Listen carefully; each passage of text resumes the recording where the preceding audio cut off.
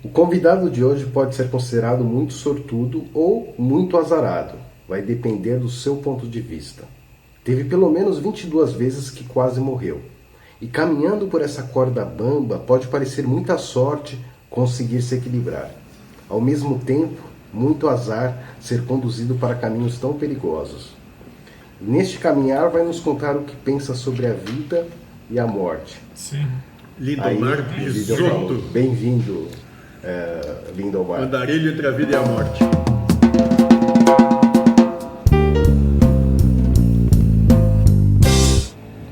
Lindomar, você gostaria de falar alguma coisa antes de começar? Não, eu acho que nem em juízo, tudo que eu falar pode ser usado contra mim no tribunal, então eu pensei de falar o mínimo, cara. Só que eu começo a me soltar, daí só eu falo, monoteizo a conversa.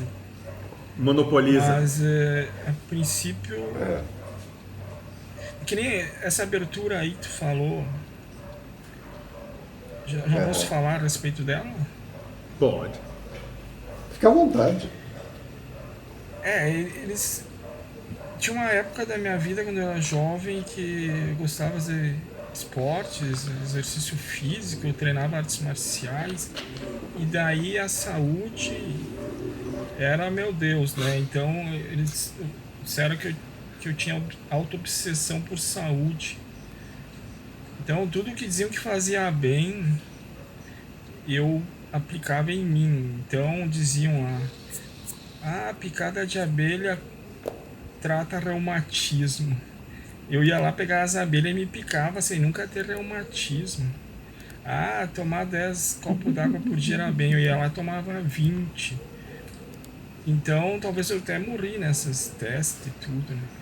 Depois, quando eu entrei nessas partes espiritual aí, também comecei a fazer isso. Teste de projeção astral. E eu tava só dando força maia, né? Então, a primeira vez que eu tentei a projeção astral, eu consegui. Eu fiquei bem louco, eu comecei a escrever as minhas experiências. Até que um dia o mentor cortou minhas asinhas, né? Ele disse, Deus vai usar tudo que tu crê contra ti mesmo, não é contra. Se tu ficar nessa, tu cada vez vai ter mais e daqui a pouco tá vivendo outra realidade, né? Tipo, vou parar de querer existir nesse mundo e vou lá dormir e me projetar e viver em outros... Daí depois que ele me desconstruiu isso, nunca mais tive, né? E também fiz regressão, a minha esposa e meus filhos também. Eu via preto e branco as regressões e eles já viam bem nítido uma realidade parecida com essa. Daí o mentor falou a mesma coisa. Deus vai criar a tua realidade conforme tu crê. Então, nem tudo aquilo talvez existiu, mas a gente era provado como é provado aqui. Em culpa e vaidade, porque nessas regressões tu vê coisas legais, coisas não muito legais, que matou esse, que matou aquele, e daí tu vai se culpar, vai se vangloriar, né? Então também paremos com as regressões, né? E eu detestava ler, escrever, se pudesse botar o dedo para assinar as coisas. Daí comecei a ler Robson Pinheiro, gostei, li todos os livros dele. Daí o mentor veio dizer que eu era muito tosco, que eu precisei disso para começar a ter um pouco de habilidade para escrever, que é as transcrições que é feito hoje dos áudios, que eles chamam de escriba, né? Então também foi uma fase.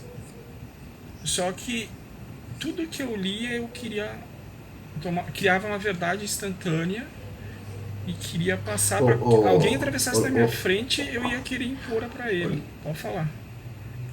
Lindomar, só para que o pessoal que está assistindo não sabe, se desse para você falar um pouco assim sobre a casa que você trabalha, o mentor, porque aí quando você citar ele, as pessoas já vão saber mais ou menos do que se trata.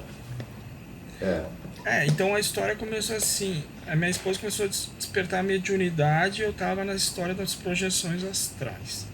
Daí uma tia minha que era espírita disse: tu tem que se afiliar a uma casa, tu tem que entrar numa casa, porque tu sai por aí em desdobramento, os caras vão te pegar. Os caras vão te pegar, aí os espíritos vão te pegar, vão te arrastar para um umbral e vão acabar contigo, né? Mas eu não tinha tanto medo assim, mas mais por ela eu fui. Daí na primeira casa que ela foi... Bom, eu fui em várias casas e assisti várias desobsessão. Mas quando ela entrou numa casa para estudar, eu, como era chofer dela, eu ia ficar no carro esperando 1 hora, 2, né?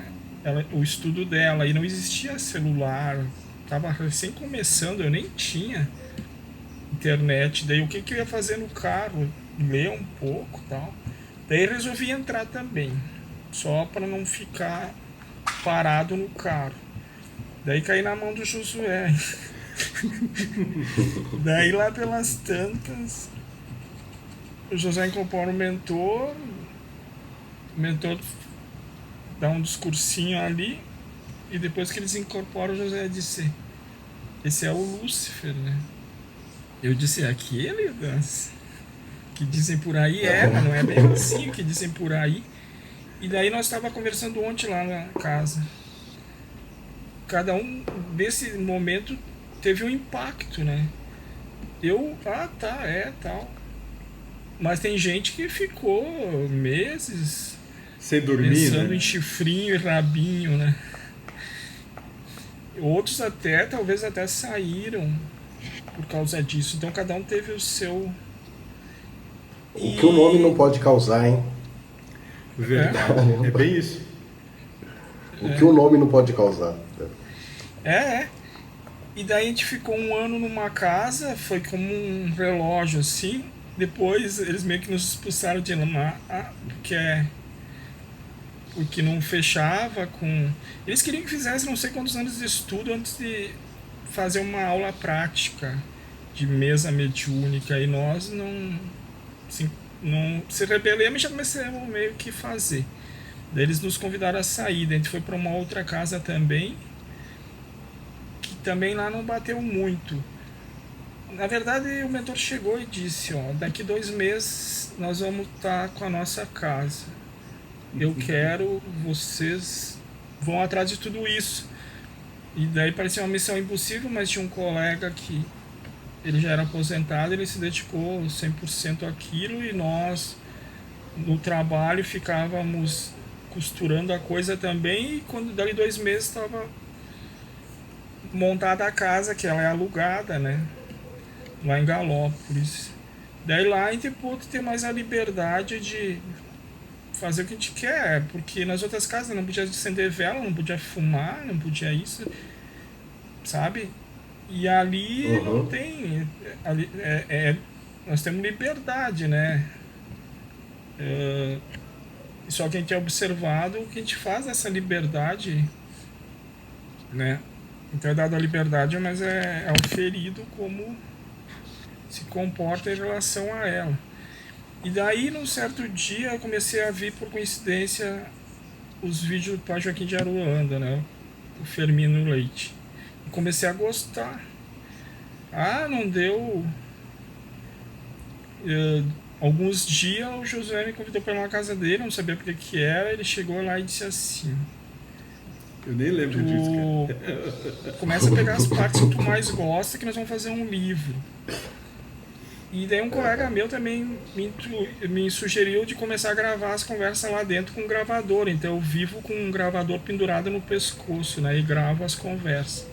Daí o Josué disse: vamos pegar parte desse material que tu viu do Firmino e mais o nosso, e vamos montar o primeiro livro. E com a questão de vir em perguntas, eu fiz umas loucuras de ir pro carro no intervalo do almoço, ali que era 1 hora, né? Comia em 15 minutos, ia pro carro e dizia que me vem as perguntas. E teve um dia que veio 50 perguntas, daí eu quase pirei, né? Daí eu não comecei a me abrir tanto às perguntas, mas hoje, quando eu transcrevo os assuntos, cria dúvidas do que foi falado, que gera uma outra pergunta. Daí o mentor já disse: para cada pergunta abre mais a possibilidade de 100. É um labirinto sem fim, né? E Hoje eu estou defasado 3 anos das gravações, estou transcrevendo gravações de 2020, né? Porque na segunda e na quinta é gravado a abertura dos trabalhos, né? E às vezes a gente faz encontro, uma vez por mês a gente faz encontro na casa dos colegas ou lá na casa mesmo. Eles chamam Festa do Zé. A entidade Zé Malandro incorpora no Josué e faz a festa, né? Mas tem, então esse material eu não consigo transcrever. Eu acordo 1h30 de manhã antes e fico umas 3 horas de tarde, dá um total de umas 4 horas diárias, né? Mas eu não venço, né? E daí foi feito o primeiro livro, foi editado e publicado, e os outros estão como rascunho. Daí o mentor vem brincando ou não, que vão ser 500, que não sei o que. Tudo é prova, né? Só que uma Já está em quantos? eu Já está em quantos? Já está em quantos? 83. Ah, já está em 83, tá. Caramba. E daí assim, ó, é que tem... E tem 3 anos ainda para tomar trás, como né? verdade. Mas eles disseram, tu vai viver 30 anos. Daí tu começa a fazer as contas. É transcrito em 21 a cada 20 dias, né? Daí as matemáticas fecham os 500. Daí esse número me enlouqueceu. Eu botava metas de 10 páginas por dia para atender 200 páginas, que é a média dos livros, em um mês, né? E coincidia de fechou 20 dias. Só que ele dizia, não é quantidade, é qualidade, que seja uma frase só e não 500 livros sem qualidade, né? Daí ele já me fez refazer, quando eu estava em 30 livros, nós tínhamos deixado tudo anônimo o nome dos colegas. Ele disse, eu quero que tu coloque o nome das pessoas. Daí eu pensei, eu vou lembrar quem era que falou. Que lembrar? Eu tive que ouvir tudo novamente, os áudios. Só que na colocação dos nomes eu me deparava com erros na escrita, como se eu não tivesse escutado. Você tem ideia, Josué, por que ele fez questão que os nomes fossem colocados? Eu pego o Lindomar, sabe por quê? Fala, Lindomar, por que ele disse que é para refazer os 30? Ele disse que conforme a ampliação do grau de consciência, não sei o que, o cara percebe diferente a mesma coisa. Então, palavras talvez eu não consegui ouvir, ou naquela realidade Deus não botou a palavra. Depois, como eu fui revisar 1 ano, 2 depois, eu tinha aprendido talvez novas coisas que me abriu a possibilidade de perceber aquilo que não tinha percebido. Até de interpretação, tipo, eu não consigo lembrar um exemplo, mas eu ouvi uma frase e agora a frase estava diferente, dizia outra coisa. E ele disse que se daqui 10 anos eu revisar tudo, eu vou ver diferente. Então parece que não é a realidade, não é uma coisa fixa, né? Deus pode ir lá e mudar. Só que daí eu posso ficar num labirinto sem fim. Então tem que chegar uma hora e dizer, é isso, deu. Assim, né, Ramon? Então é bem louco isso aí. O Lindomar, ele é responsável por registrar e documentar todo o trabalho, né? Todo, né? Nisso já vão ali uns 6 anos, pelo menos, que ele está fazendo isso, né? Registrando, documentando tudo, cara. Ele grava absolutamente tudo e depois ele vai transcrevendo. Do que ele transcreve, eu acho que 95% das coisas vão parar nos livros, né?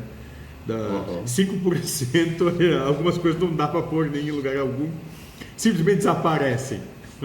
Né? Imagina. Tem algumas coisas que simplesmente desaparecem, né? Mas então, assim, o Lindomar é o cara que é absurdamente assíduo e é realmente a testemunha viva de tudo que já aconteceu aí praticamente, né? De lá dentro, eu acho que ele é 99,9% o cara que, além de estar lá, presenciar, gravou e transcreveu. E tem uma coisa a mais que eu admiro, que é a qualidade dos áudios, geralmente está bem ruim. E para você ouvir para você colocar no texto, você às vezes deve ter muita dificuldade. Sim. Não é, Geraldo? Porque às vezes eu não entendo também. Os fones melhoraram a qualidade. Mas assim, ó. Cara, as coisas foi vindo com o tempo. Parece que teve que ter um merecimento para aquilo. Porque assim, ó. Antes, para mim, ouvir o áudio não tinha um aplicativo legal. Eu não conseguia ouvir uma palavra, eu dava voltava 1 minuto para trás. Ou voltar era trabalho na mão, assim. Daí, pô, eu tenho que escutar mais 1 minuto para chegar na palavra que eu queria ouvir. Daí um outro colega procurou um aplicativo, encontrou, daí ele volta para milissegundos, assim, então ele melhorou. A qualidade do fone. Hoje tem ditado no Word, né? Tu fala e ele escreve. A transcrição automática do áudio ainda não consegui. Ele muda muita coisa, daí eu perco mais tempo corrigindo do que eu ditando. Mas foi aos poucos. Foi tipo da pedra, lapidando pedra, até agora tá num Word, assim. Eu queria falar também. Eu me culpava às vezes sobre os comentários, né, que eu faço ali, que pode. Eles já falaram, cada um tem uma percepção da mesma coisa, né? Então tu tá querendo impor o que tu acha, criando uma verdade pro outro. Só que quem não tava lá às vezes não entende do que estavam falando, sabe? E daí o comentário eu vejo como se fosse ajudar o leitor a entender um pouco a situação, que se não fosse escrito nada, talvez não se entenderia, né? E como a digitação é 3 anos depois, que nem o caso agora, a transcrição, se acrescenta coisas ali que surgiram, né? Coisa que se eu fizesse no outro dia, talvez eu lembrasse mais do que estavam falando, mas não teria muito o que acrescentar. Então parece ter uma perfeição aí nessa defasagem das transcrições e tudo mais, né? E sempre é prova para mim. O nome dele foi prova, né? Continua sendo. Que nem essas festas do Zé. Eu disse brincando e não, né? Eu disse cada 10 palavras que tu fala, 12 é palavrão. Como é que quem lê isso aí vai entender, né? Só que depois ali um dia, 2, começa a vir ideia a respeito. E será que os jovens hoje não gostariam mais desse linguajar vulgar do que aquele rebuscado tirado lá da Bíblia, né? Talvez isso é mais um chamativo para a juventude do que o que eu acho que teria que ser o certo, né? E daí esses preconceitos eu tenho que trabalhar em mim mesmo. Então ele disse, o primeiro que tá ouvindo é tu, é pra ti isso aí. Se alguém quiser aproveitar também, mas é pra tu se trabalhar em julgamento, né? Essas coisas e tal. Depois agora voltando mais lá atrás. Hein? Sobre esse Zé Malandro, o arquétipo do malandro, né, na Umbanda ali, fala bastante sexualidade. Ele disse, sabe por que tu tá assim?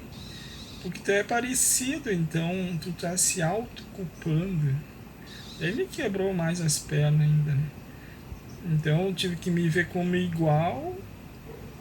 E o mentor disse, tá, para postagens censura algumas palavras muito, mas nos livros deixa na íntegra, né? Pelo menos isso, para que ele não venha depois e dizer recorrija todos os livros novamente para ir lá pegar as palavras censuradas e corrigir na íntegra. Então os livros estão na íntegra, pouca coisa é tirada, né? Então talvez uma geração mais à frente não tenha tanto pudor e julgamento com relação a essas palavras, né? Que ele diz que é hipocrisia, todo mundo faz e todo mundo fala, mas na frente dos outros daí não pode, não é politicamente correto. Então é isso que eu lembro que eu tinha que falar. É muita hipocrisia mesmo. É. Ô Lindomar, voltando um pouco na introdução, né, você tem quase, no mínimo, né, 22 mortes, quase 22 mortes que você se lembra. Você poderia citar as que você mais sentiu medo? Não dá para contar as 22, não vai dar tempo, mas aquelas que mais você sentiu um medo muito grande de morrer. Eu não sei se é medo, cara, porque é tudo tão rápido nessas horas, né? Mas essa questão de estar morto, olha, eu fiquei mais de um ano acreditando que talvez tivesse o mentor lá, as entidades, dando corda para me enforcar nessa questão, né? Daí eles vêm falar que a morte para o espírito é sofrer, né? Então interessa estar morto, tá vivo, tá imaginando, tá não sei o que. Seja feliz, que é o pouco lucro que tu pode ter, né? Agora, voltando à tua pergunta, não é medo, mas Por assim... exemplo, o infarto, quase. Você teve sim, 99% da veia não, é isso entupida? aí. Eu comecei com uma dor no braço, numa piscina, e depois uma dor no peito. E eu dizia que era o braço, outros diziam que era um problema cardíaco, que a minha mãe tem e tal. E eu não acreditava muito, mas como eu não tenho plano de saúde, tive por 30 anos, e daí quando deixei de ter, precisei, né? Preciso. Mas eu entrei para uma fila do SUS, eu fiz uns exames Ai, caramba. e, e disse, precisamos fazer um cateterismo para averiguar melhor, né? Tem coisa aí. Só que entrei na fila do SUS e fiquei 10 meses. Tinha gente que queria me matar, né, para não morrer. Queria me matar para não morrer. Caramba, velho. Que eu tinha que fazer o quanto antes, que se eu não fizesse eu podia morrer. Mas, pô, tá, eu vou estar querendo ter razão, né? Pegar os conhecimentos em meu benefício. O exame era 5 mil, a primeira mola era 10 mil, a segunda era 2. Então ia dar 17 pila a brincadeira essa que me aconteceu, que eu não gastei nada, né? Só que daí diziam assim, e se tu morre antes? Mas eu cansei de ouvir, 8 anos ouvindo que se não é a hora de morrer, não morre. E se é a hora, que nem minha avó, que nunca teve problema de saúde, se engasgou com um pedacinho de carne, foi parar no pulmão e morreu.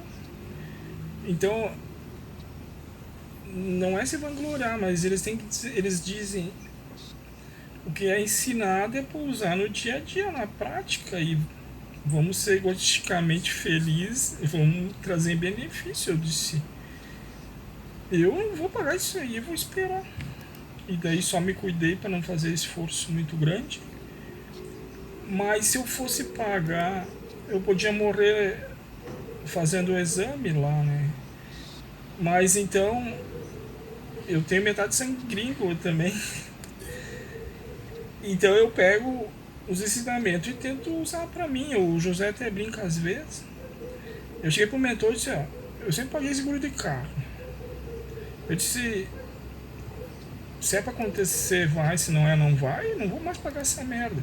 Claro que se acontecer, talvez eu tenha que desembolsar um dinheiro grande, né, pra mandar reformar o que aconteceu no acidente. Mas eu tinha outra questão também com cerca elétrica na casa. Na grade tinha cerca elétrica, daí a gurizada ia jogar a bola, chutavam, arrebentavam os fios, eu ficava lá arrumando.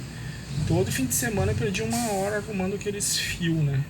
Eu disse, quer saber, se é pra me assaltar, vão, e não vai ser essa cerca que vai me proteger. Tá lá, a cerca lá, abandonada, metade dos fios estão em cima, metade não estão. Então eu tento usar isso para me beneficiar, que seja financeiramente ou não, mas é uma questão de tempo. Então eu não uso só para filosofar assim, né? Eu tento, não dou, mas nessas questões financeiras aí. O filho mais novo também posa na casa dos amigos dele lá. A gente não fica morrendo de preocupação e monitorando ele a cada 5 minutos para ver o que está fazendo. Então, e na educação do seu filho, aproveitando que você falou, você tem às vezes uma linha dura ou você sempre é mais tranquilão? É mais a mãe dele. É que né, é coisa séria, não é brincadeira, mas eles falam psique, né? Então eu sou, segundo o mentor, eu tenho a psique feminina, que é a mais passiva, não é nada sexualidade. E ela tem a psique masculina, né? Bastante dos casais é assim. O Josué tá Bastante aí, dos casais são assim. Todo mundo que vem lá na casa, quase todo mundo, e eu não sou diferente, vinha trazer para as entidades, principalmente o mentor, que os outros eram um problema do da universo. vida deles. Né? E no caso dela, ele jogou verde e eu me deu corda e eu me enforquei, né? Daí um dia ele disse, então tá. Então é tu que tá certo e o outro que tá errado. Né? Então tá. Então na próxima encarnação vocês vão inverter os papéis. Daí tu vai mostrar como é que se faz. Eu disse, não, era só brincadeira. Não esquece tudo que eu falei. Inverter os papéis é que ele ia vir como mulher e a mulher como homem. Entendeu? Isso que é inverter os papéis. Ele vem com essa que já tá tudo certo. Que na próxima eu que sou mulher assim. Eu me quebrei. E na questão dos filhos também, o mais velho usava pouca roupa no inverno e eu sofria por isso. E tudo que acontecia era meus olhos que tinham um problema. Né? Eles estavam felizes daquele jeito, então foi trabalhado nós lá. Então se alguém começou a ver menos erro nas situações, é porque parou de ver, as coisas podem estar até hoje acontecendo, né? Ou parou porque acabou a prova daquele, né? Mas como assim? Não ficou claro. Sofria no inverno? Não, eu detestava inverno e é muito frio aqui na região, né?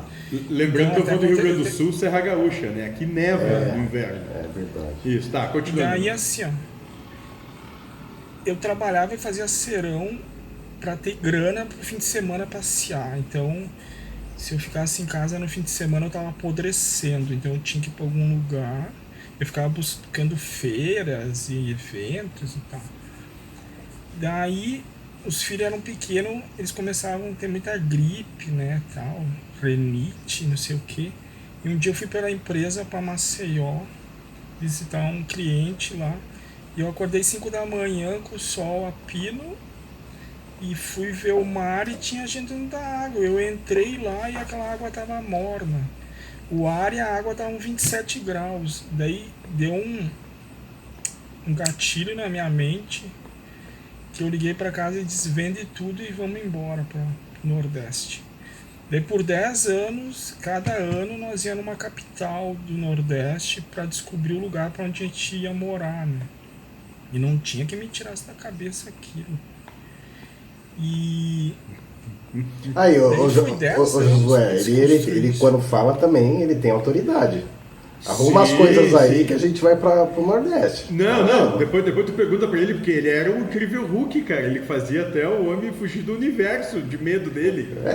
Depois tu pergunta sobre isso. Não, muita autoridade, nossa. Não, essa aí eu só disse pro mentor assim, que eu sou um cara calmo. Agora, se eu tô dormindo e me acordam, eu fico bravo. Ele disse, quando alguém vai te acordar, eu já sei e fujo do universo. E daí tu fica bravo, pode sobrar pra ele também, né?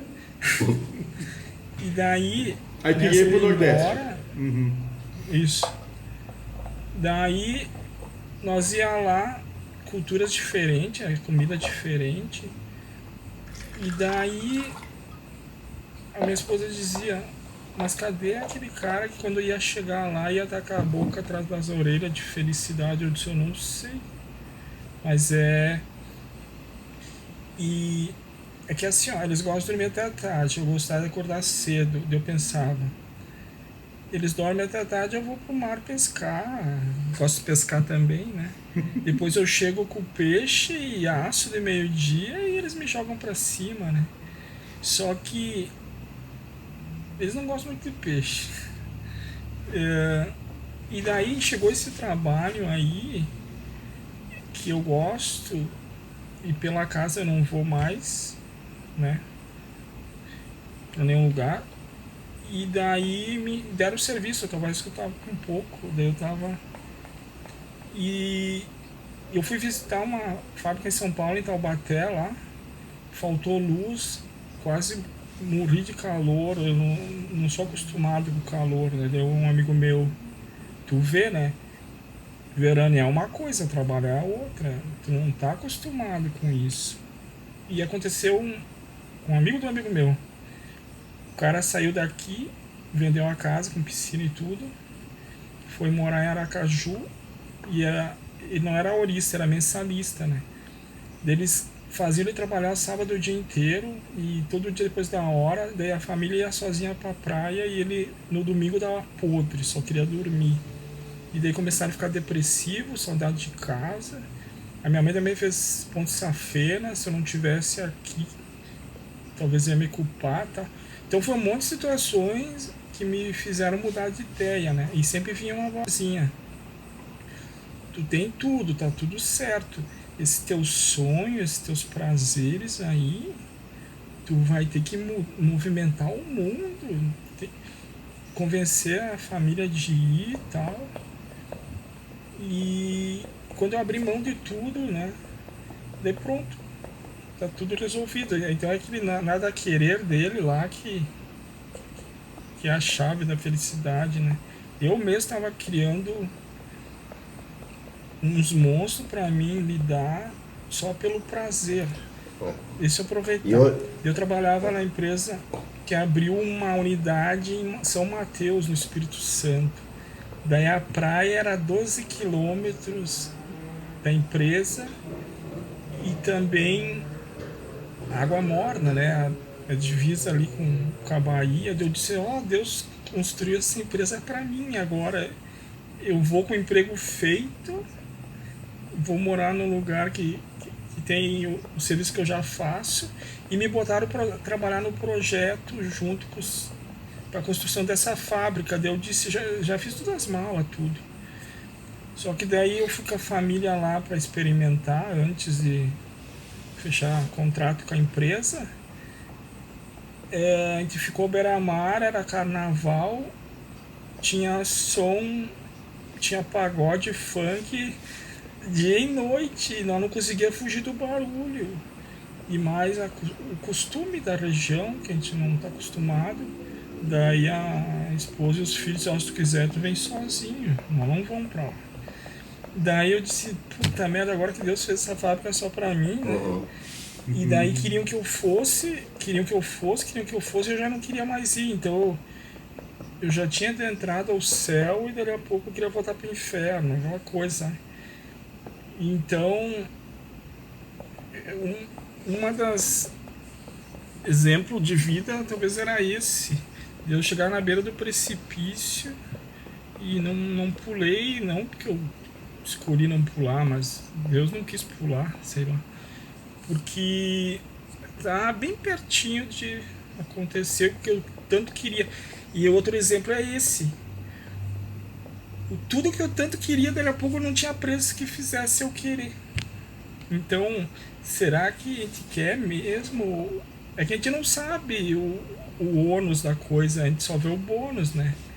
Então, depois que eu fui lá experimentar, né? Antes de muita gente que foi na cega, depois deu com os burros na água, né? Eu tive a oportunidade de ir lá, ver que não era, de levar um tempo para as coisas acontecerem, e daí eu mudei de ideia. E daí o mentor sempre fala lá, pega exemplos lá dentro. Tudo que vocês queriam na juventude, lá na adolescência, se concretizou quase nada. As pessoas que iam casar, a vida é que ter a quantidade de filhos. Tinha uma que queria 5 filhos, não tem nenhum até hoje. Então eles dizem, vocês são um exemplo vivo que essas expectativas, esses desejos de vocês, nem sabe se vai se concretizar ou se vocês vão querer, né, aquilo. Então estaria mais de se adaptar ao que vem, né, do que ficar idealizando, e se programando e desejando. É uns inferninhos que a gente mesmo cria. E hoje você percebe que dessa parte você está muito mais tranquilo, nessa ambição de querer alguma coisa além do que está acontecendo? Não, de vez em quando. Seguida eu caio, tá menos, mas que nem assim, ó. Eu queria tanto uma chácara, né? Daí, meu pai me botou a trabalhar um dia lá que eu caí na grama deitado e disse: eu não quero. O Paulo de Tarso ali falou que eu ia entrar num loop karmático, ia cortar grama, quando eu tenha terminado, a parte inicial já tinha crescido, eu ia enlouquecer, mas eu adorava isso. Então se tivesse uma chácara na beira do mar, nossa, daí fechou tudo. E daí, depois eu me lembro de falar da caminhonete, tá? Daí, o meu pai, a minha avó morreu, meu pai pegou a herança e já quis passar em vida, mas era 1 hectare para mim e um pro meu irmão. Ele tinha direito só a 2, né? Mas com 1 hectare eu podia fazer o que eu queria sobre chácaras, né? Só que eu vendi pro meu irmão. Só que ele foi lá, sem eu saber, e fez um açude, que era meu sonho, eu gosto de peixe. Quando veio, me mostrou e disse: agora vamos botar os peixes lá. E gastei já várias granas que ele me pegou nessa dos peixes. Só que depois... e agora tem que tratar os peixes vão ficar sem comida, porque o lugar é retirado, meu pai vai de vez em quando. Então eu já comecei a sofrer e fui pego nessa questão de ainda gostar de pescar, de peixe, de açude, não sei o que. Hoje esse assunto meio que parou. Agora, aproveitando então sobre a questão do carro, né? Então meu carro estragou, o motor já estava pifando, é a hora que eu vendo, porque eu não cuido do carro, eu uso até destruir, depois eu tenho que passar para frente, porque senão eu vou ficar na estrada. Daí eu sempre estou pegando na Renault, então vou lá na Renault de novo. Só que no meio do caminho eu parei na Fiat. Acho que dá para falar marca de carro. Claro. Aqui. Daí nós entramos lá, eu não tinha uma noção do que eu queria. Chegamos lá, tinha uma Toro azul marinho com os detalhes prateados. E já me rodearam lá, e aí minha esposa e o filho entraram para dentro do carro, né? E daí o vendedor: tu merece. Eu sou. Tu merece. Essas estratégias é foda, né, cara? Eles... Daí, depois, não sei se eu falo, assim, ó, eu sou gringo, né, eu falei, e pra mim, o melhor de ser, a beleza da coisa é a utilidade, então precisa um carro só pra andar, não pra me aparecer pros outros. Mas eu ia deixar meu carro por 20 mil e ia pagar uns 140, 7 vezes mais. Só que eu não vi isso na hora. Eu fiquei totalmente cego. Daí a explicação toda é que foi o meu maior desejo. Eu sucumbi à prova. Daí eu disse: eu levo. Porque a esposa também e o filho disseram: leva isso aí, né? Eu levo, só como eu sou ansioso, eu já queria sair com ela. Daí o cara disse: não, essa aqui já tá vendida, temos que encomendar, chega daqui 30 dias. Eu disse, aí eu sou ansioso, eu sabia que tinha outra revenda de Fiat na cidade. Eu disse: eu vou sair daqui, eu vou lá na outra e vou comprar, e já vou chegar em casa com a caminhonete. Nem acabei na garagem, nem acabei. Daí quando eu saí dali, o motor pifou na frente. Que daí, segundo o mentor, foi coisa deles, pra me ajudar, porque senão eu ia fazer merda.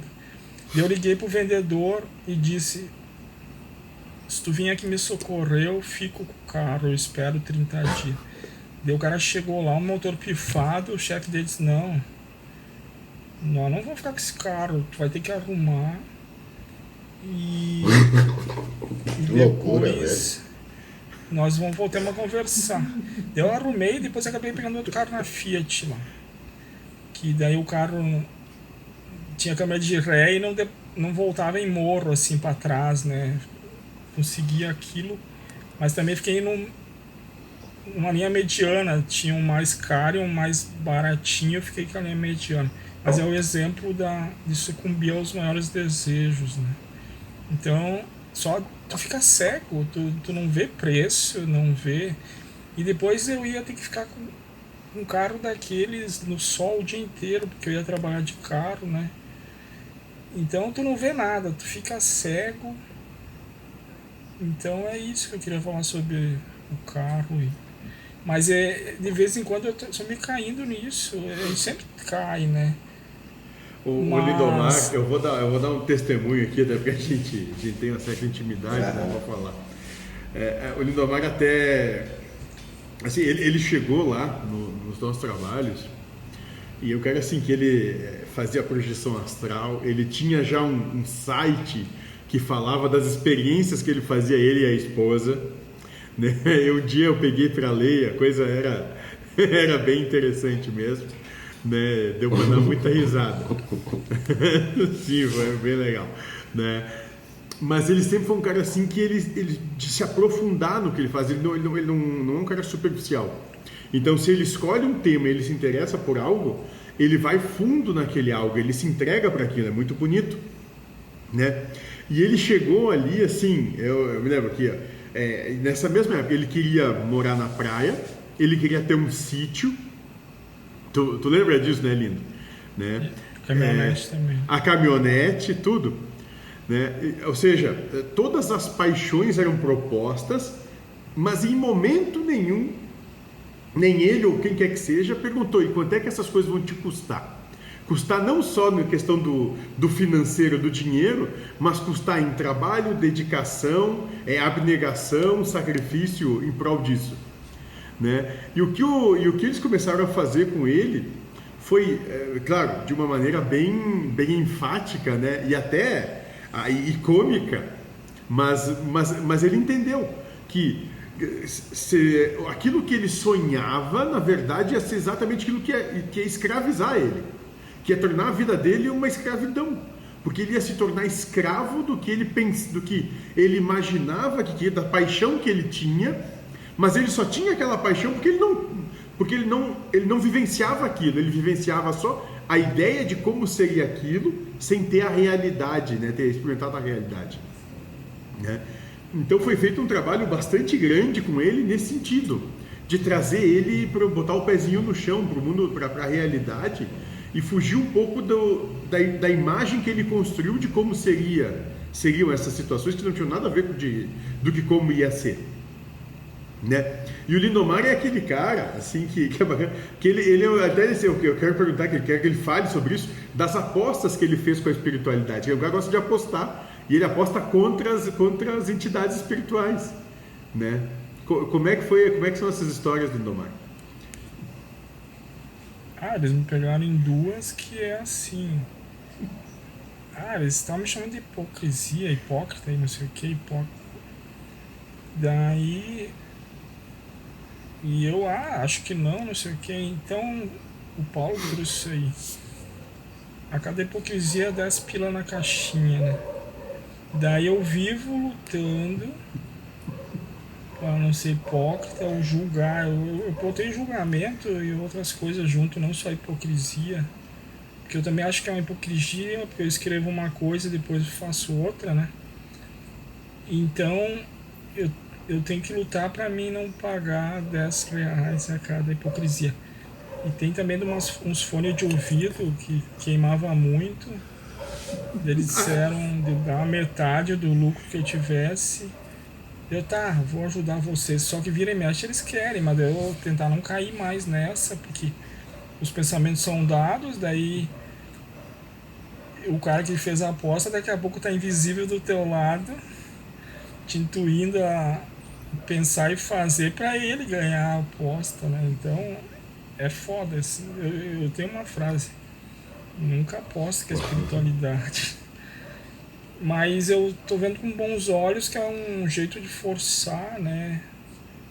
Porque daí vai doer no bolso, né? A se controlar para não cair nisso de julgar. Mas todo dia tem. As provas são pequenas, que nem ontem criaram. Eu vou falar que. Tem que ir lá limpar a casa.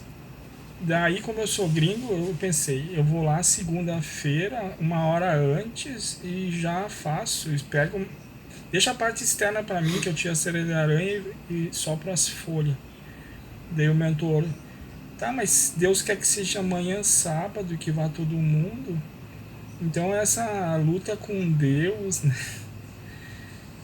E nessas pequenas coisas do dia a dia, que o cara acaba às vezes sofrendo. Daí, pensando a respeito disso, é o exemplo clássico que ele deu esses dias que lá na empresa, meu irmão pede para mim limpar o canil e eu não tava gostando. Ele disse que é egoísmo, o que tu acha ruim, eu ganho o meu valor hora normal, como fazer qualquer trabalho. Agora, se meu irmão me desse R$ 1.000 a cada vez que eu limpasse o canil, ou o mentor me desse R$ 1.000 para ir lá limpar a casa, daí o problema vira a melhor coisa do mundo, né? Então tem um ganhar ali, tem um querer ter razão. Eu tô vendo só o meu lado, talvez o lado dos outros é melhor ir limpar amanhã do que segunda, né? Eu Então, entendo. Falando um pouco agora sobre isso, só cortando, tipo, pela minha experiência, sim, né? É que nem os passageiros andam reclamando ultimamente. Que a gente quase tem que. Parece que o Uber tá fazendo um favor pra gente. Tipo assim, de levar a gente. Eles tratam a gente super mal, tal. Eu sou motorista, então tava falando de outros motoristas, né? Porque eu acho que eu simpatizei mais com aquela cliente. Então ela tava desabafando, né? E aí eu falei, aí quase que saiu da minha boca. Também por esse valor tão baixo que vocês estão pagando. Tipo, eu pensei. Pô, às vezes sim. você ganha R$ 5, às vezes leva uma pessoa super chata. Como você quer um tratamento de classe? Agora, se me pagasse R$ 100, porque ela falou assim, por isso que eu prefiro taxista, porque taxista trata você melhor. Eu falei, aí eu soltei essa. Falei, claro, né? Tipo, taxista o valor é bem mais caro. O que ele recebe ele é diferente do que o Uber recebe. Então, acho que ele faz um tratamento melhor também por conta disso. Acho que é um pouco isso do que você falou, né? Eu também sou um pouco assim, cara.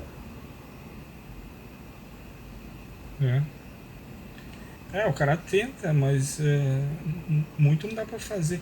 Não sei se é a mesma linha de raciocínio ou é outro assunto, mas quando eu não queria fazer uma coisa, sei lá, ir num lugar onde o evento ia durar 15 minutos, eu ficava horas e dias matutando de desculpa pra dar e costurando por fora, e às vezes não acabava tendo que ir, né?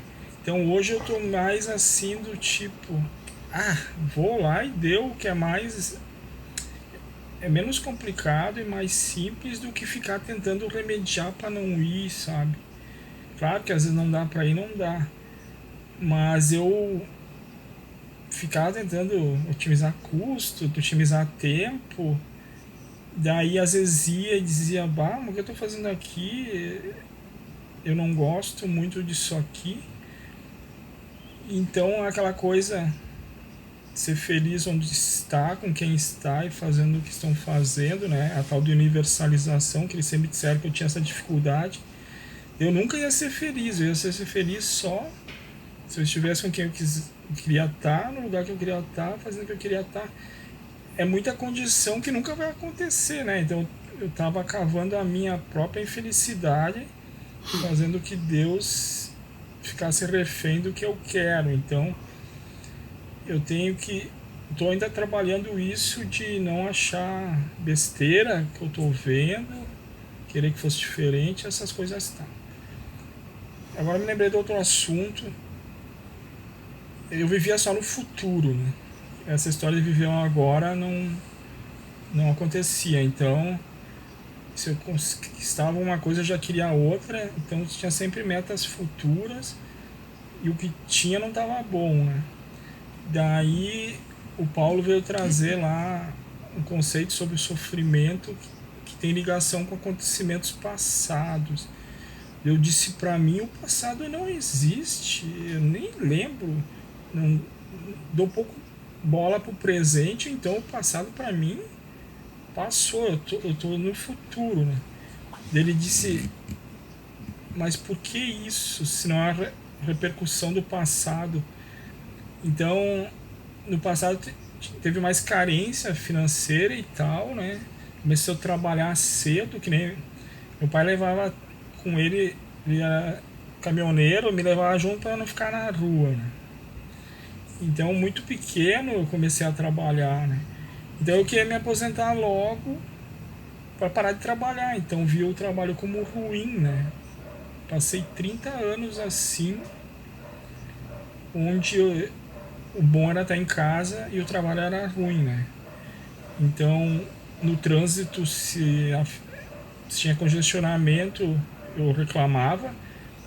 Quando a sinaleira não abria sequencial, eu enlouquecia. E nas filas de mercado também, que sempre acontecia de parar, né? Eu também enlouquecia. Ele disse: tu botou uma condição mental que tá errado aquilo, que só vai ser feliz em casa. E daí eu mesmo estava criando meu inferno. Não era tanto assim, mas que era, né? E daí, como eu não consegui me aposentar, voltei a trabalhar meio turno com meu irmão. E de começo eu levei um choque. Mas o mentor mesmo disse, de cara vocês vão achar ruim que está errado, mas com o tempo vocês vão até gostar e dizer que Deus acertou, né? Então ele disse, é melhor para teu convívio familiar que tu fique meio dia fora e meio dia dentro, porque estava só gastando dinheiro e não entrando nada, eu estava meio que já gerando sofrimento. E mais o convívio familiar, ele diz que as pessoas precisam de tempo, espaço, assim, né? A presença oprime, ele fala, né? Então melhorou bastante as questões em casa, eu voltando a trabalhar. Tinha mais uma questão que eu queria falar, agora eu me esqueci. Tá, sobre esse assunto. Eu fiquei 1 ano em casa, depois que fui demitido, só transcrevendo as coisas. Eu disse, agora eu vou me aposentar daqui 4 anos e eu já estou fazendo o que eu gosto. Depois eu descobri que não vai ser daqui 4 anos, né? Que eu precisava trabalhar. Só que daí eu ia parar de transcrever, ia ficar só no trabalho. Daí veio uma ideiazinha dali uns dias. Por que não só meio turno e ganhar o suficiente para se alimentar, né? E ficar o outro meio turno fazendo as transcrições. Daí saiu uma frase.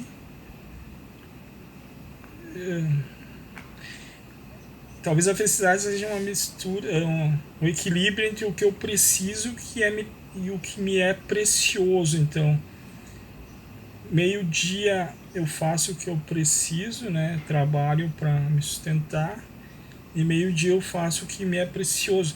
Mas ainda tem um risco essa frase do tipo, não diz que transcrever é melhor que trabalhar, né?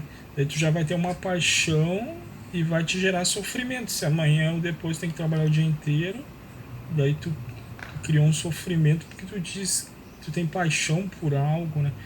Então o trabalho hoje eu vejo como não tanto problema assim, daí ficou mais suave, né?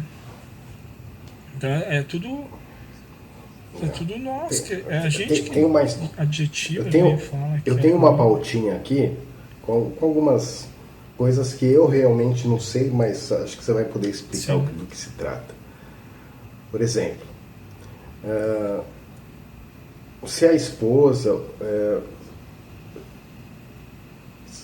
Peraí, né?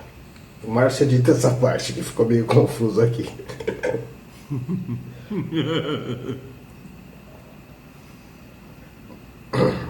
O que você deveria fazer se de repente você pegasse a sua esposa na cama com outro cara?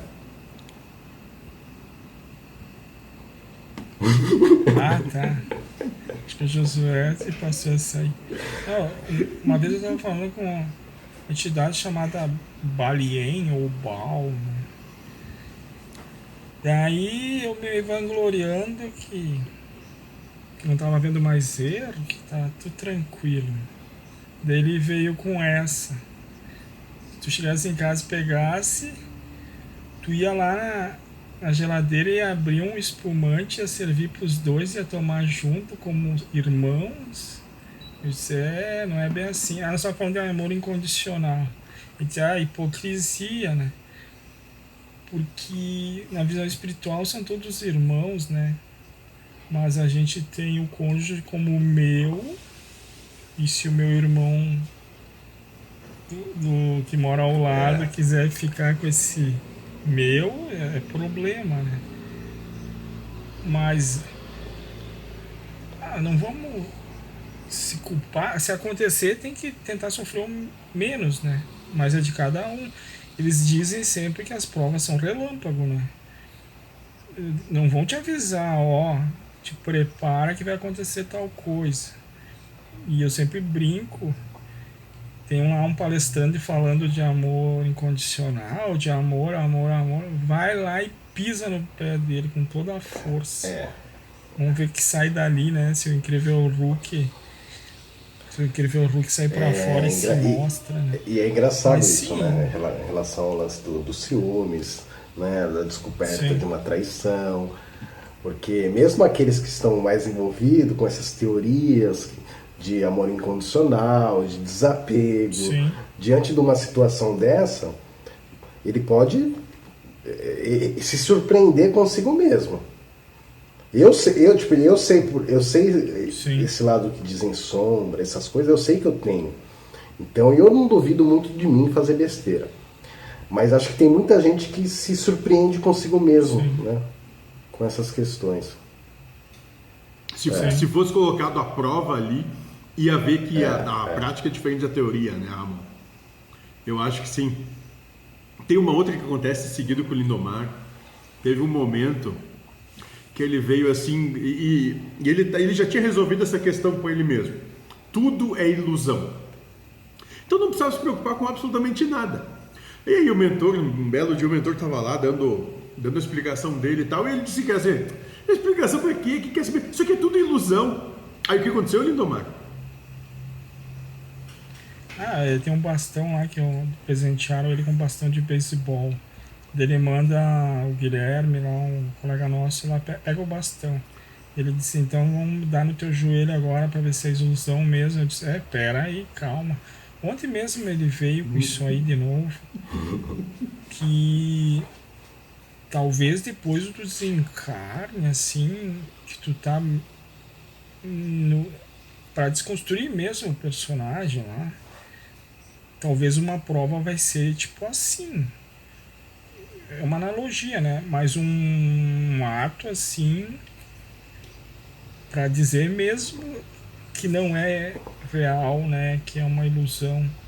Mas por enquanto eu disse, deixa para depois. Por enquanto não consigo passar por essa prova de testar realmente se já morreu ou não com esse taco de beisebol. Mas essa questão de ser uma ilusão pode entrar nessa questão da hipocrisia nos meios espiritualistas. Claro, quase todas as religiões falam isso, ou muitas delas, né? Mas talvez pouco a gente consegue aplicar disso aí, né? Uma parte sim, que nem o mentor falou para uma colega, na dificuldade fecha os olhos e tenta imaginar que não tem nada, que vai passar. Bom, se essa técnica ajudar um pouco. Agora eu tô com a questão dos remédios. Eu tenho que tomar 7 remédios diferentes. Daí eu tô tomando ilusão, gastando dinheiro em ilusão. É Deus que dá a doença e tira. E dinheiro não é ilusão, então. Também, né? Daí ele deve ver com essa aí. Joga o jogo, não acredite tanto no jogo. Agora, tu não quer jogar mais, então vai desencanar, vai sair do jogo. Agora, tá dentro do jogo, não quer jogar Você acha que você entrar, tomar os remédios que você toma é falta de fé? Você se pega às vezes pensando nisso?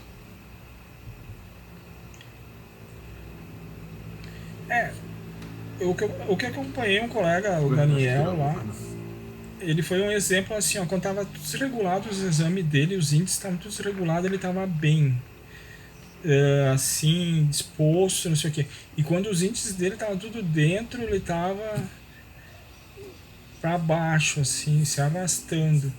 Daí o mentor, ele trazia exemplo assim, o mentor dizendo, esse ânimo, essa coisa vem de Deus, não vai vir do exercício físico, da alimentação, da saúde. Então, eu tive exemplos por outros.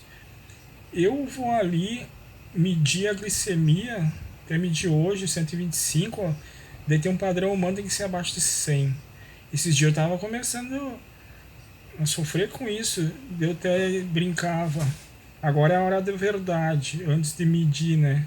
Só que eu cheguei pro mentor e disse, hora da verdade ou hora da mentira? A questão da ilusão, né? Então eu tenho que chegar numa linha ali, não sei se é verdade ou é mentira. Vou medir, mas aquele número não é decisivo para tá bem ou não. Como eu fiquei 10 meses, segundo os exames médicos, com 2 artérias 99% entupida, se era para morrer, eu já tinha morrido, né? Mas você entendeu um pouco, Então, tipo assim... Vem a informação, mas o que eu vou fazer com ela? tipo, eu vou sofrer? Você teve algum sinal, isso sinal que você sentiu dentro de você, tipo assim... Por quê? Depois que você teve um infarto, você percebeu que... o que a experiência quis dizer para você? Algo assim. Não chegou a ter um infarto, quase, mas quase. antes... Sim. Então a questão da saúde, eu sempre julgava a minha mãe que tomava medicação. Ela tinha uma caixinha lá, parece caixinha de pesca, e tinha aquilo. Hoje eu estou passando pelo mesmo. Mas não talvez pagando um karma, né? Mas para ver que não há erro, que tu na mesma situação do por outro, tu ia tomar remédio. E eu não gostava de médico, né? E pá. Daí hoje tem que ir lá nos médicos e não ver erro. E agradecer por eles me ajudarem, né? Mas eu criticava muito isso, né? Então hoje eu tô tendo que passar pelo mesmo. Antes de eu botar os stent, quando eu começava a sentir um pouco de dor, eu tomava os remédios e eles tiravam o sintoma. Tipo um remédio para dor de cabeça que sai a dor, né? Mas eu sempre não, mas sempre que dá, né, eu tento lembrar. Não é o remédio, é Deus. Só que daí eles vêm dizer que eu boto um Deus fora, né? Então, Deus lá em cima que está fazendo. Eles começaram a dizer, tu tem que entender que o remédio é Deus também, tu é Deus, o sintoma é Deus, então começa a trazer esse Deus, né, lá de cima, o remédio também. Daí eu disse, mas a mente não tenta ocultar Deus do processo, então a mente vai dizer que foi o remédio, mas eu não posso dar poder ao remédio, eu tenho que dar a Deus. Mas essa de dar a Deus e não por remédio, né, eu estou desbalanceando a coisa, que nem dizendo, estou dando poder a Deus e não aquilo.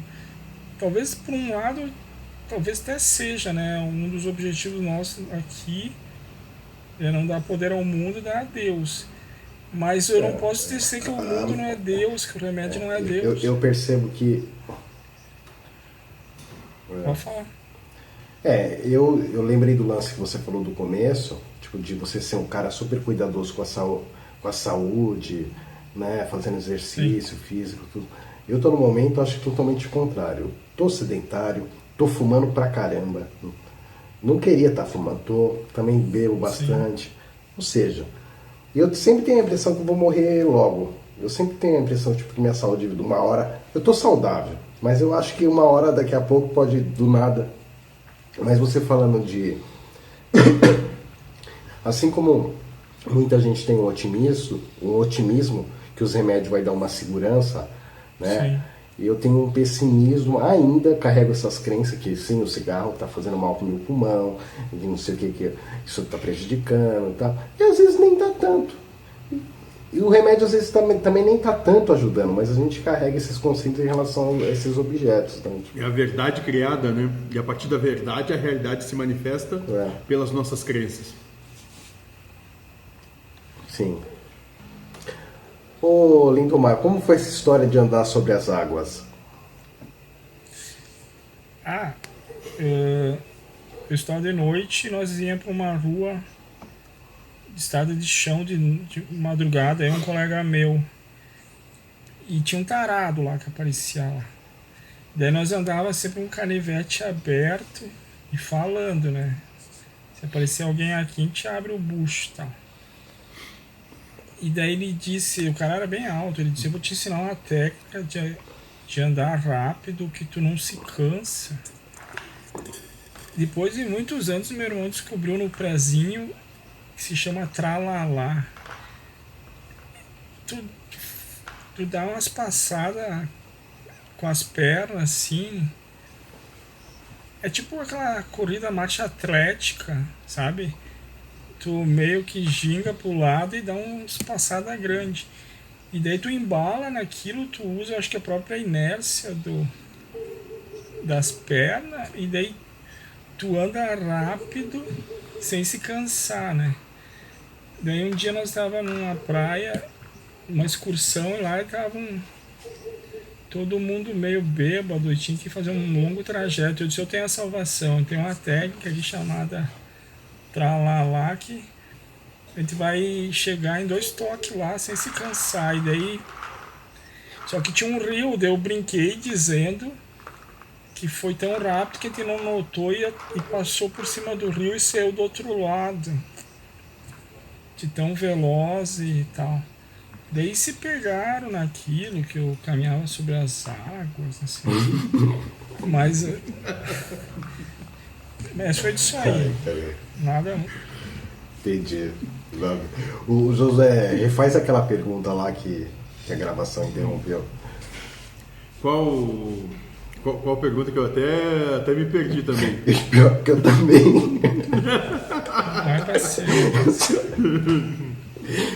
Não, tá tranquilo. Não, a gente tem assunto. Mas eu ia falar, vamos lá. Tá, lembrei, Ramon, lembrei. Tá. Me diz uma coisa, porque são 8 anos aí, né, Lindo, que a gente tá nessa viagem aí no balão mágico, né? Sim.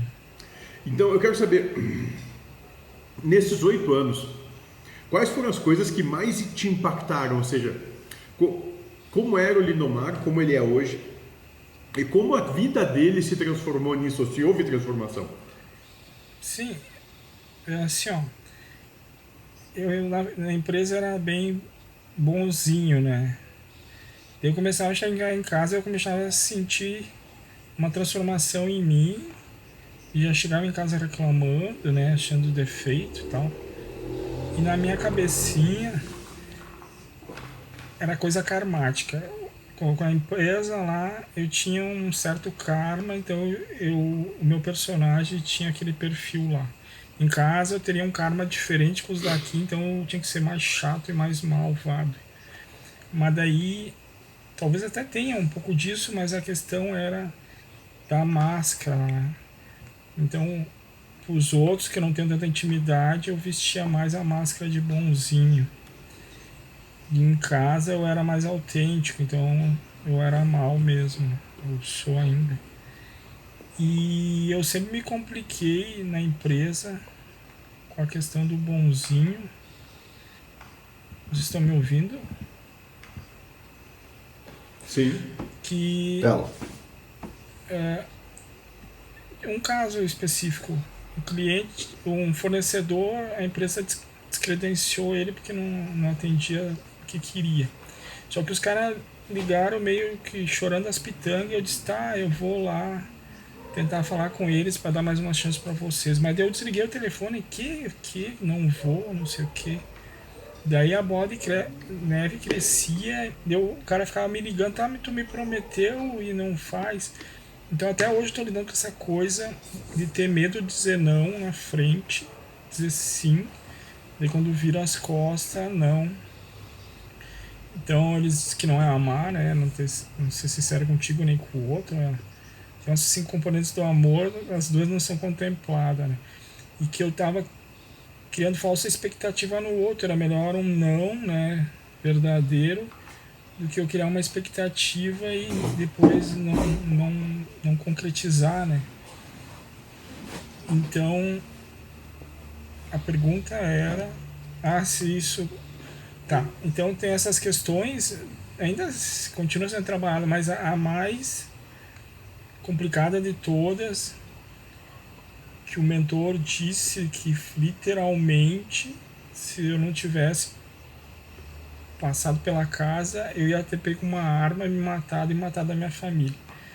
Que foi assim, eles me transferiram na empresa para uma outra área, mas continuavam me mantendo o serviço que eu tinha antes, que eu recebia o serviço por e-mail, né? Então eu fui para uma outra área, não botaram ninguém fazendo a minha tarefa e por 1 mês, 2, eu continuei fazendo aquilo lá e respondendo para outro chefe com outras tarefas.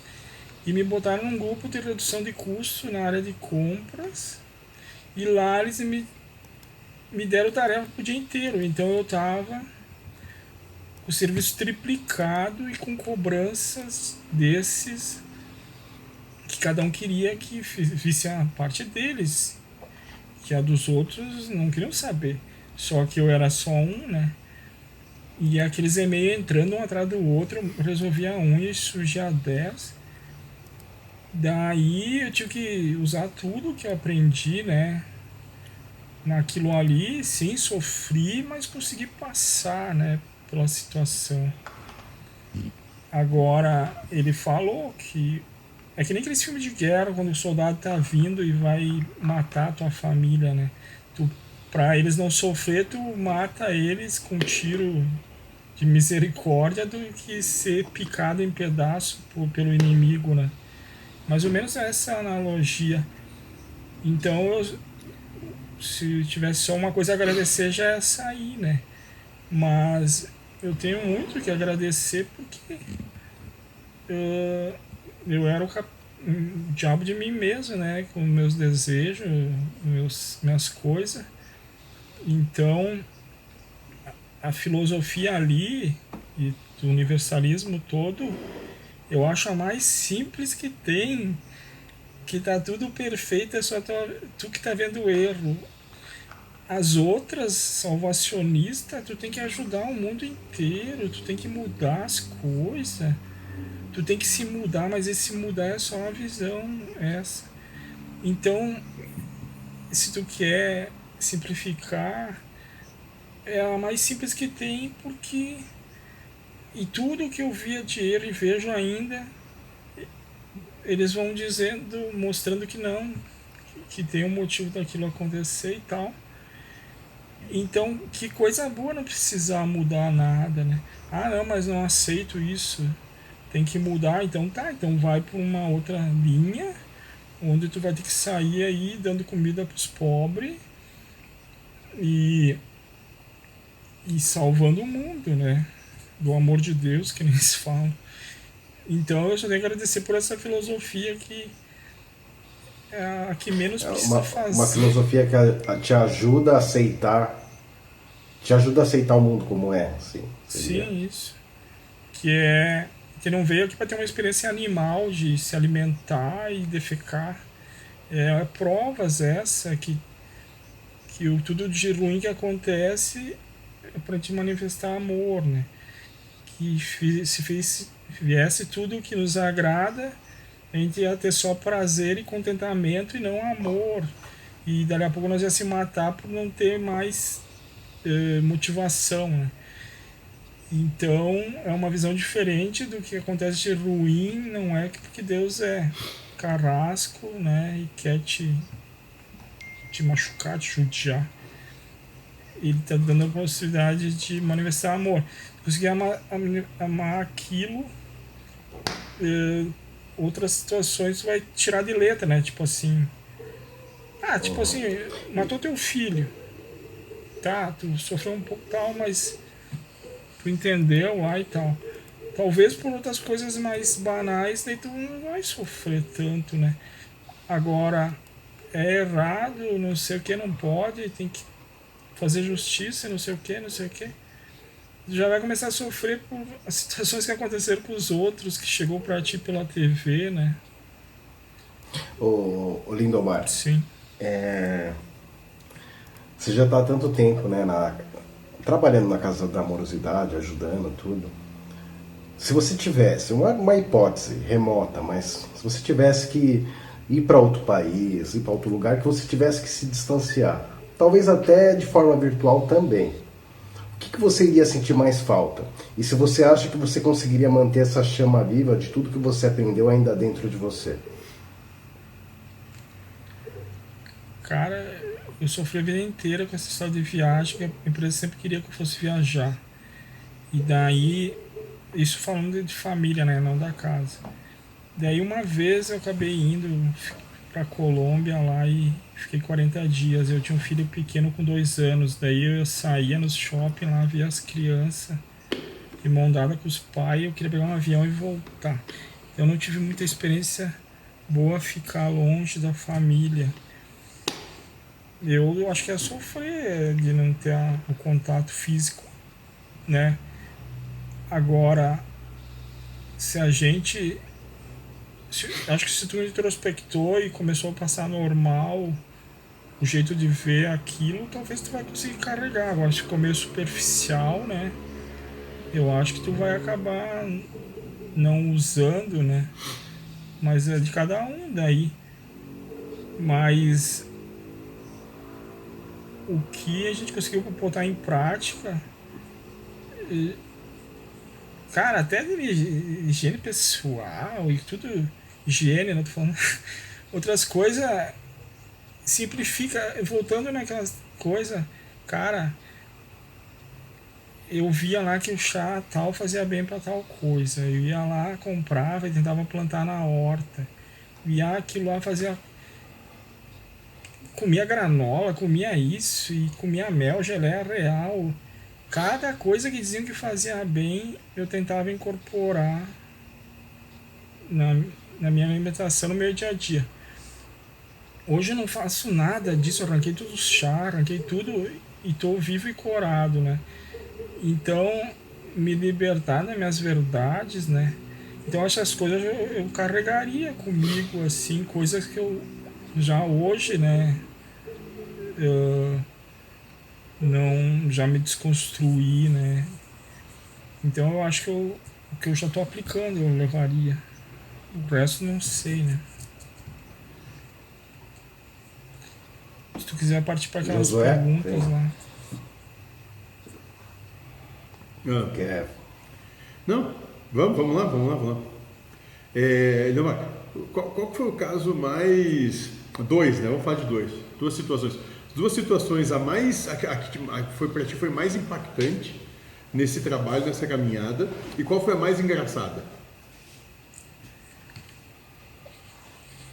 A mais impactante, parece que Deus mudou a realidade de um dia para outro. Colegas que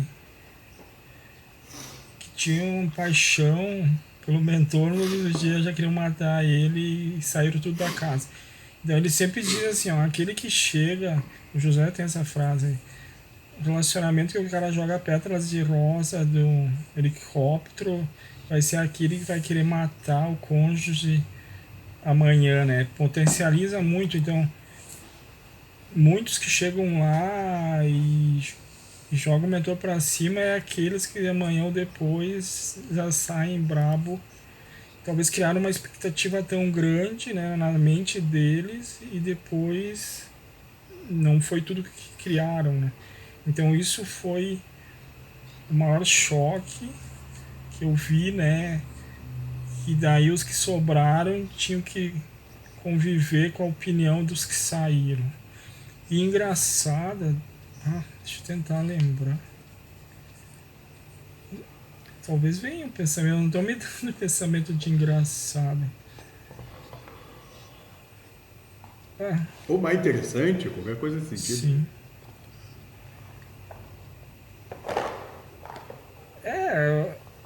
Vamos falar interessante, então. E quando começou lá o grupo, eu comecei a levar uns caderninhos para anotar e o mentor disse: não joga fora isso aí, que isso aí vai ser um dia útil, né? E hoje, as perguntas que me vêm durante a semana eu anoto ali e depois faço lá. E o engraçado, vamos dizer assim, às vezes a pergunta é bem besta, no meu ver, bem boba, foi repetida 50 vezes de forma diferente, mas ele sempre traz uma visão mais profunda e acrescenta. Então não tem pergunta boba, que ela vai desencadear uma coisa importante. E às vezes é boba para ti, para o outro talvez isso até isso até serve de inspiração pra gente. Então quer dizer que não existe pergunta boba, eu posso ficar bem à vontade que vai servir de alguma forma a pergunta. Cara, dá pra ver pelas postagens no Facebook. Tu pensa isso aqui, não sei porque eu tô postando. Daqui a pouco um lá grita: que legal, eu precisava. Daí o mentor vem falar que todo esse material vai servir para os próximos 1000 anos. Cada encarnante encarnar vai ter lá a resposta para o que ele precisa. Então eles não estão fazer porque não tem nada para fazer e sem propósito. Aquilo ali vai servir. E daí que eu tava falando esses dias lá,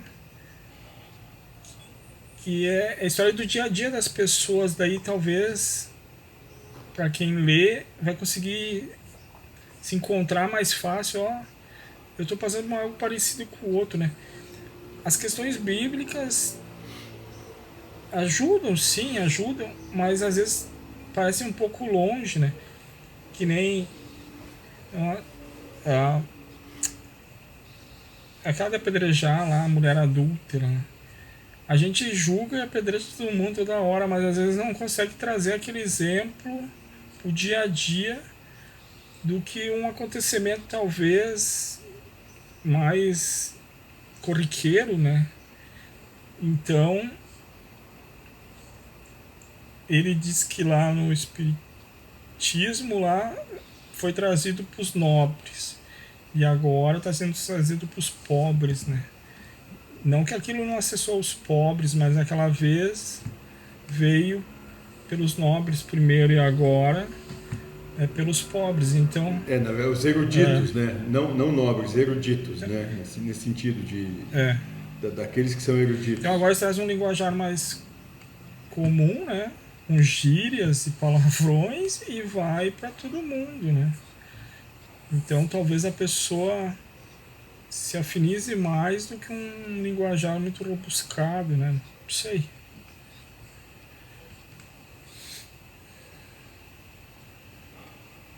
É isso aí. Só um minutinho, Lindomar. Sim. O Lindomar que estava lá, né, que eu falei para vocês no dia que comecei a conversar com a Marcela e tal. Aí ele que estava fazendo um placar de anotações que era impossível as coisas darem certo. Como é que foi a história, Lindomar? Tinha outros de avião rodeando, né? E se eu tivesse que apostar, não ia apostar no Josué. E eu ia perder. Por quê, hein? Por quê? Fala aí. Por quê? O homem acha o outro mais boa pinta, né? Não é bonito, né? Os outros eu acho mais boa pinta. Mas Deus esfrega na nossa cara, né? Então, é só uma opinião também, nada, né? E assim, voltando lá aquelas coisas impactantes, as coincidências, sabe? O mentor diz que tudo é coincidência, mas ninguém Não, tudo não é coincidência, né? Tudo sincronizado, tudo sincronizado. Mas que nem ontem, tá, 200 páginas por livro, tinha 199. Eu disse, vai assim. Mas eu tava corrigindo e no final de página, início de página, às vezes tem que deslocar, criar mais espaço para o título não ficar repartido, a imagem não ficar um espaço vazio muito grande. Mas isso aí é feito só no final, quando a correção e aí o ajuste na posição, né, o layout das páginas. E daí eu tava lá pela metade do livro, eu disse, não, vamos botar mais uma coisa para fechar 200. Daí parei lá em tal página. E como os títulos estão em ordem alfabética, o novo diálogo que eu ia digitar, se ele tivesse lá no início, né, ia bagunçar tudo que eu já tinha feito. Ia ter que começar de novo. Daí o próximo diálogo foi botado um nome lá. E quando eu fui jogar para dentro desse livro que faltava uma, coincidiu de ter parado na página da ordem alfabética. Então eu inseri aquele diálogo ali, fechou as 200 e não precisei refazer. Esse é só um exemplo dessas coincidências, mas teve um monte. O horário da empresa é 5h18, terminava a coisa naquele horário dele. E diz que Deus, ele ajusta o tempo para que aconteça o que ele quer. Então ele dilata e encolhe, né, conforme o que ele quer. Mas então eles dizem que a minha fé, porque às vezes eu caio, né, começo a duvidar, ceder aos pensamentos de dúvida, mas daí vem essas coincidências que diz, é muita coincidência, então eles me daí injetam um pouco de fé pela coincidência, né? Que teve um monte aí. Teve um caso também que estavam falando lá de queima de igrejas, daí uma entrevista com um site indiano lá, não sei de que ano lá. Daí lá parece, como é que é cidadão em inglês? Morningstar. Que quem tinha dado a entrevista pro entrevistador, né, tinha sido esse Morningstar. Só diz aqui. Eu disse pro mentor, foi tu que foi lá? Nada, ele diz que eles brincam com essa questão da realidade. É tipo ir lá e fazer o que quer, né? Então, tem 300 mil coincidências. Essa história do OVNI, como todos. foi? Essa história do OVNI? Do OVNI? Tá. Não, ele tava brincando de ET e tal, daí ele disse, eles vão lá te buscar. Eu nem dei bola, não acreditei muito, mas daí eu tive um sonho assim, que eu olhei pro céu e tinha uma nave. E eu tava conversando com umas pessoas. Daí a pouco essa nave desce. Daí eu só vejo eu tentando fugir, algo, tipo uma coisa magnética me puxando pra de encontro. E parecia uma pessoa com uma roupa de sargento, assim, sabe, com medalhas, assim, parecia um comandante, assim. É só o que eu tenho de sonho. Mas daí ele vem dizer, por brincadeira ou não, que eu me escondi debaixo da cana e fiquei com a bunda pra fora, que fiz um fiasco, queria tanto o contato e quando teve, se cagou tudo e fugiu. Daí eu não lembro, então não posso dizer que é verdade ou não é. Entendi. E daí, nessas questões de dúvida, ele chegou e disse, vocês para me amar você tem que ter certeza, né? Daí que aí pegou firme, né? Se a gente precisar ter certeza, não é fé, né? Porque a fé seria ter a confiança mesmo na incerteza, porque mas que vem lá de cima, lá de Deus, do gerador, que se estiver acontecendo alguma coisa, é eles que querem lá, e tu vai ter que ser feliz e amar, Porque se tu tiver certeza, tu não vai ter. Ele diz que nunca vai dar certeza. A mesma coisa tem várias respostas, porque depende de quem vai receber a resposta. Então não tem uma resposta única para nada. E ele sempre diz, eu não vou trazer verdades para vocês, trazer possibilidades. Daí essa frase dele também ajudou muito, que eu compreendi assim. Deus pode fazer tudo, tem infinitas possibilidades. Então ele pode ter feito agora assim, amanhã ele pode fazer depois. Deus não se limita. Então a resposta a qualquer pergunta hoje pode ser assim, amanhã pode mudar e tá tudo bem. Daí não se cria a verdade, né? É assim. Então cada coisa que ele traz é uma possibilidade a mais. Tu ampliando teus leques de possibilidades, talvez tu veja menos erro, né?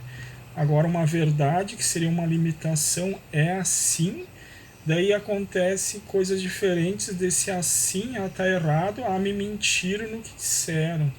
Então cada resposta trazida é uma possibilidade a mais. Então podemos ficar infinitamente trazendo outras possibilidades e aproveitar essas possibilidades para aumentar a tua percepção, que pode. Então alguém pode se curar tomando chá e alguém pode não se curar tomando chá, né? Que se eu ficar, chá faz bem ou não faz bem ou não faz nada, eu já me quebro. Eles já esfregam na cara uma situação que foi diferente. Então, ampliar possibilidades e diminuir verdades, né? Isso aí. Vamos fazer aquele bate-bola, então? Pra encerrar, porque eu tô usando o quarto do meu filho. Isso. E eu disse pra ele que ia durar umas 2 horas e pouco. Então, tipo, é jogo rápido. Tipo, eu falo uma coisa, não pensa muito. Mas eu sou lento. O problema é não, tudo bem. Josué, eu vou fazer algumas rápido, frases né? aqui, mas você pode fazer aí o que vier à sua cabeça também, quiser falar algumas coisas, me ajuda aí no jogo, tá? Tá, show de bola. Amigos. Tenha todos como amigos, não tenha inimigos. Eu não tenho inimigo e para mim é muito, muito bom isso. Inferno. A gente que cria, o inferno não é físico, é sentimental. Paz. Não tem paz, é irmãos. Dinheiro. É uma ilusão que nem diz o Josué, só que talvez na falta a gente vai ter que se reinventar e daqui a pouco ser humilde e ir lá impedir na sinaleira. Saúde. É o Deus da humanidade. Família.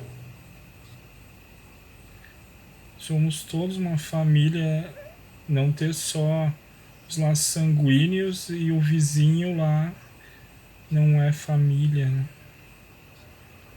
Sexo. É bom. Música.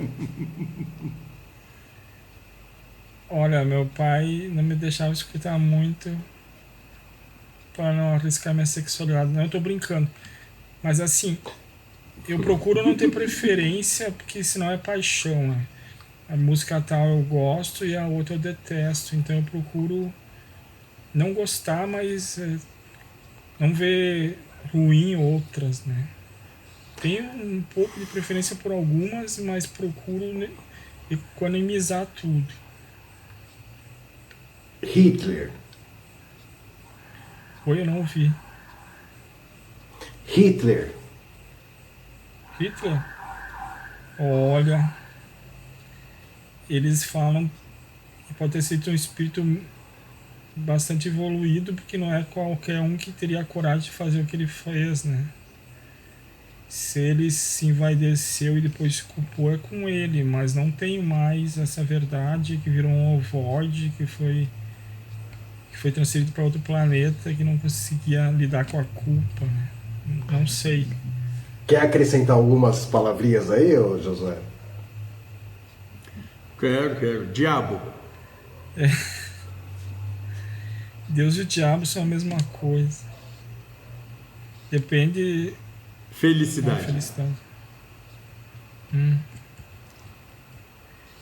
Eu acho que é bem mais simples do que a gente imagina. Eles vendem aí alegria e contentamento, a vitória como felicidade, mas eu acho que era mais esse aceitar perder bem, né? O perder bem seria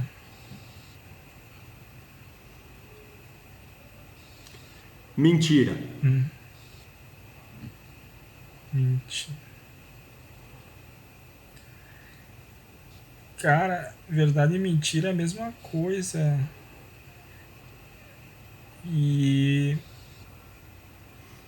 eu o que tinha como verdade, que nem eu falava ali que eu queria muito, hoje aquilo lá pra mim é mentira. Então ela pode mudar. Então tá nos olhos de quem vê e não dá pra fixar ela. Que muita coisa que eu tinha como verdade tem mentira e muita coisa que eu tinha mentira tem como verdade. Então. E não tem Preconceito. preconceito. Pois é. Muitas coisas que eu sofria que não queria ficar perto, queria sair, eram preconceitos, né? E de não concordar. E deles falam que é falta de amor, falta de universalizar. Então, tá nos olhos de quem vê de novo, né? E aqui ele tá, às vezes, muito mais feliz vivendo daquele jeito do que o preconceituoso que acha que tá errado, né? E agora uma pergunta. E se tudo acabasse agora, como foi para você? Sim, isso eu falei algumas vezes, né? Eu moro feliz porque eu acho que eu me dediquei, fiz o que eu achava que tinha que fazer, né? E tentam criar culpa, porque eles dizem naquela época era como tu achava, como tu pensava. Então muito essa questão da culpa é tá pensando diferente e voltar lá pro acontecimento, pra decisão que tu teve lá e começar a dizer que não podia ser isso daquele jeito. Tu naquela época pensava daquele jeito e era aquilo que dava pra fazer, né? Então eu acho que muito da culpa é isso, é depois ter uma informação mais esclarecedora ou coisa do gênero, querer achar motivo pra sofrer, né? Vou me esfaquear eu mesmo. Então Tudo bom. eu acho que eu moro tranquilo, assim, com relação a não deixar nada pendente, que eu achava que tinha que fazer. E o meu sonho, meus desejos é abrir um pouco de mão, né? Então, Ramon, podemos Claro. deixar numa sinuca de bico Por para favor. acabar? Sexualidade.